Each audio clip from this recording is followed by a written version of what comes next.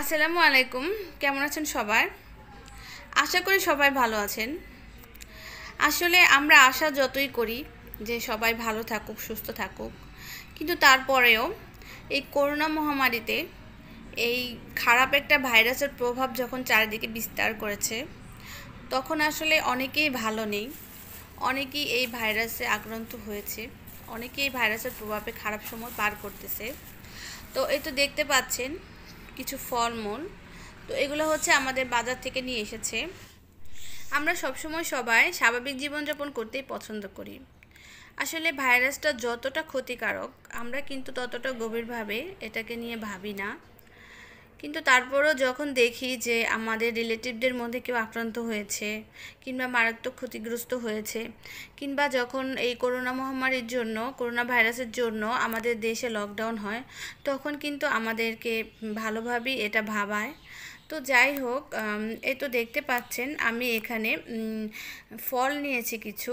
তো আসলে ফলে কিন্তু এমনিতেই ফরমালিন থাকে, তো তার উপর ভাইরাসের ভয় তো আছেই। তাই ফলমূল খাওয়ার সময় আমাদেরকে এভাবে একটু ফ্রেশ করে খাওয়া উচিত। তো আমি একটা গামলা নিয়েছি, গামলার মধ্যে কিছু পানি নিয়ে নিয়েছি, আর এখানে দিয়েছি পরিমাণ মতো লবণ, আর তারপর দিয়েছি পরিমাণ মতো ভিনেগার। তো লবণ এবং ভিনেগার দিয়ে পানি আমি একটু ভালো করে মিক্স করে নিচ্ছি। তারপর আমি এই ফলগুলোকে এই পানিতে ডুবিয়ে আধ ঘন্টার মতো এভাবে রেখে দেব। আসলে খুব বেশি পরিমাণ ভিজিয়ে রাখার দরকার নেই, আধ ঘন্টা ভিজালেই হবে। এভাবে মূলত ফলগুলো খেলে আমরা মোটামুটি আশা করতে পারি যে আমাদের ফলগুলো ফ্রেশ হয়ে যাবে বা ফরমালিন এবং ভাইরাস মুক্ত হয়ে যাবে।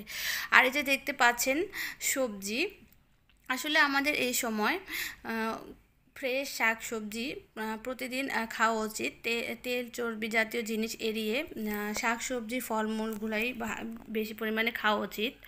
তো বিশ্ব স্বাস্থ্য সংস্থার মতে প্রতিদিন 2 কাপ ফল, 2.5 কাপ সবজি, 180 গ্রাম শস্য দানা, 160 গ্রাম মাংস, ডাল কিংবা সিম জাতীয় খাবার খেতে হবে। তো আমরা যদি এভাবে প্রতিদিন খাই, তাহলে আমাদের রোগ প্রতিরোধ ক্ষমতা বৃদ্ধি পাবে। আসলে এমন কোনো খাবার নেই যেটা করোনা ভাইরাসের রোগটাকে সারাতে পারে। তবে বিশ্ব স্বাস্থ্য সংস্থার মতে খাবার দাবার যদি আমরা এই পরিমাণে খাই, তো ফ্রেশ খাবার, ভালো পুষ্টিকর খাবার খাই, তবে আমাদের রোগ প্রতিরোধ ক্ষমতা অনেক বৃদ্ধি পাবে। তখন আমরা এই ভাইরাসটা মোকাবেলা করতে অনেক শক্তি পাবো।